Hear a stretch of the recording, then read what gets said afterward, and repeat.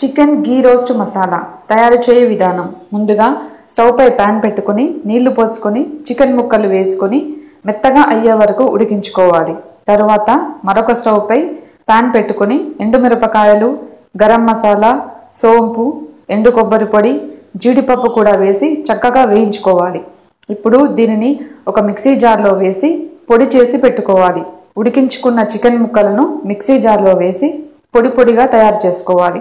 తరువాత స్టవ్ పై ప్యాన్లో 3 చెంచాల నెయ్యి వేసి దానిలో కరివేపాకు, సన్నగా తరిగిన ఉల్లిపాయ ముక్కలు వేసుకొని కొద్దిగా వేగిన తర్వాత పసుపు, అల్లం వెల్లుల్లి పేస్ట్ వేసి ఇది కూడా కొద్దిగా వేగిన తర్వాత పొడి చేసుకున్న చికెన్ కలుపుకోవాలి. ఈ చికెన్ కూడా 5-10 నిమిషాల పాటు వేగనివ్వాలి. తర్వాత టమాటా ప్యూరీ మరికొంచెం సేపు వేయించుకోవాలి.